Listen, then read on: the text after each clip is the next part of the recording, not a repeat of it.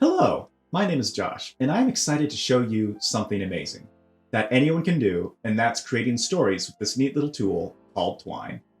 Now, Twine is an open source tool for telling interactive, nonlinear stories, and it says so right there on the front page, so you know it's real. The reason this is so amazing is that it can be turned into a web page quite easily. You can turn any Twine project into HTML code at the press of a button. But don't worry, you don't need to code at all with Twine. It's very user-friendly, so you can right now create that amazing choose-your-own-adventure book, or maybe a thought-provoking visual novel. So let's see what Twine can do. There are hundreds of creators out there making all sorts of interesting things with it.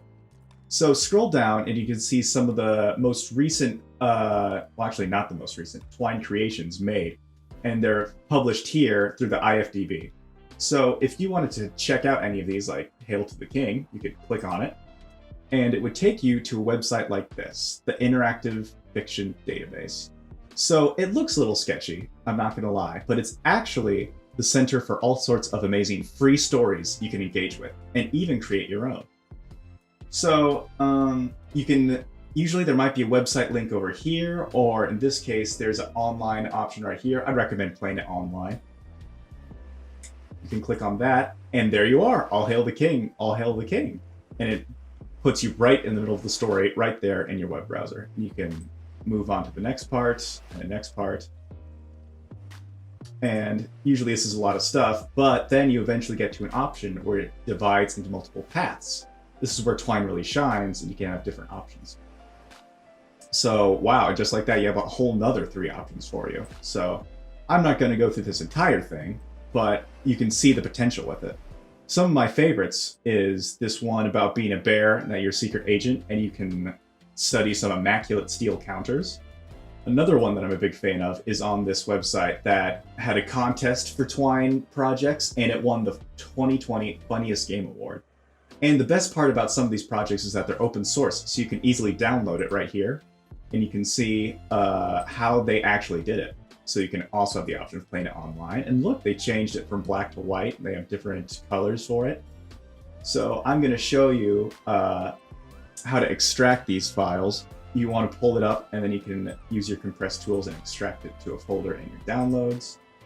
And then, now that you know where it is, you can go over to, well, let's go back to twinery.com, because that's where it was. Twinery.org, excuse me. And if you want to start trying it right now, you can use it online right here. So if you want to check out someone else's story, you can import from a file like this. And if you've extracted it correctly, I've already done this before, you can click on the right folder, and you click the HTML document and just hit open. And it opens up right here. So you can open it. And this is basically the basics of Twine. Every Twine has a green start button right here. And that's the main place where you create your Twine story. Choices can be made to take you to new passages represented by these arrows down here. As you can see, you can make your story as complex as you want, but really it's just a set of simple rules. And hey, this story we're seeing right now is an actual contest winner. It won the Funniest Game Award of 2020. Maybe you guys are clever enough to win 2021. Anyway, I want to show you a few more examples of Twine. Well, actually just one, but it's a big one. This one is hosted on itch.io, which I'm going to show you later how to upload your game to. So if I click on the Restore Game, this is made with Twine, but he's completely overhauled the UI to have like its own sidebar and inventory right here. And well, let me restart it really quick for you. I really didn't do that much. You can load games, have a new game, and 4x4 Galaxy, you have 16 planets options that you could go to, but this is like some high tier stuff that you can do with Twine. Very cool stuff. I guess there wasn't anything in that planet, but there's cooler stuff, I swear. Anyway, let's finally make something with Twine. So let's go back to your twinery.org, or if you open that file, you can hit the home button. And if you're back to this page, where you're editing stories, you can simply press this plus button to create a brand new story. So let's come up with a fun name. It can be anything you want, but for mine, I'm going to call it Sailing on the Seven Seas. And just like that, we've created it. So currently, Now, all Twine projects start with a passage that gets the ball rolling, the first thing the player or reader sees. Currently it's untitled, so let's change that. Double-clicking will open up the passage for editing, and here we can name the title of this passage as something like Pirate Intro. Now, you can name it whatever you want. It's not as important. It's mainly for you, the creator, to keep track of what passage this is, because the player or reader will not see this title. So what they're actually going to see is inside the passage. And it's asking you to edit it, so you can edit like this. And if you delete everything, it gives you a nice little cheat sheet for all of the basic things you can do in it, and we'll get into this, don't you worry. But I'm going to start by writing something like this. Ahoy there! Welcome aboard, Captain. We're about to embark, and we need your command for the next course of action. Should we? Now, this is the most important part of Twine, and it's called making a link. So to make a link, you simply encapsulate anything with double brackets. So in this case, I'm going to write the option for the player. This is what the player sees too. So the next course of action, should we plunder some ships? Should we look for bounties?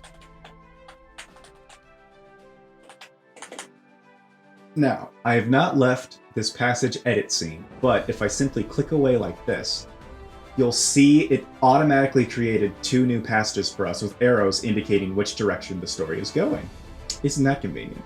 So I can double click on something, like plunder some ships, and add your crew excitedly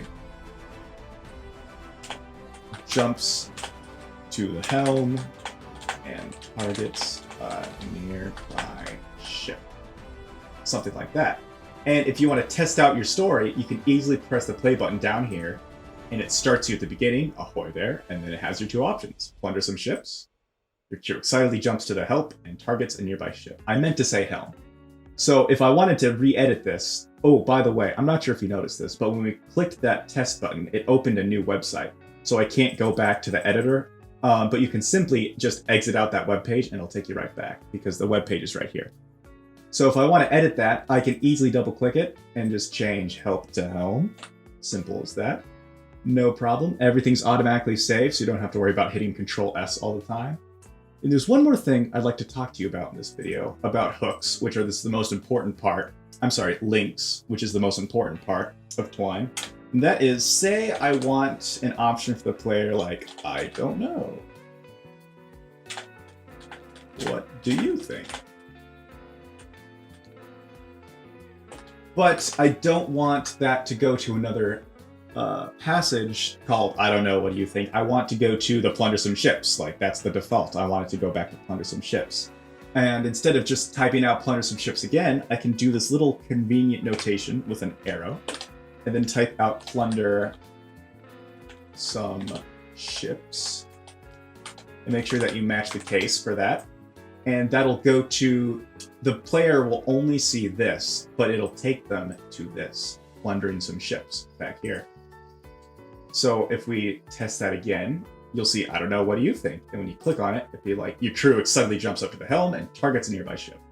So that's actually a neat little tool, or a neat little tip that I did not know about for a while. And that made my Twine stories a whole lot of complicated spaghetti nonsense. But thanks to that, that really helps. That really helped me save down like getting to certain passages. So I really want to just emphasize that neat little trick now, because I don't want people to go away without knowing how to do that. I also, if you're interested, you could flip it. So you can like get rid of this part, and you can have the arrow point in this direction, and then paste it right there. So it works the same way. If you want to write the name first and then add its own text to it. Just to prove that, I'll play it. It works perfectly. So yes, this is the story so far. And now you know the basics of creating your own awesome stories through Twine, but this is only the beginning. Watch the next video to learn more about branching paths and improving your text. So see ya!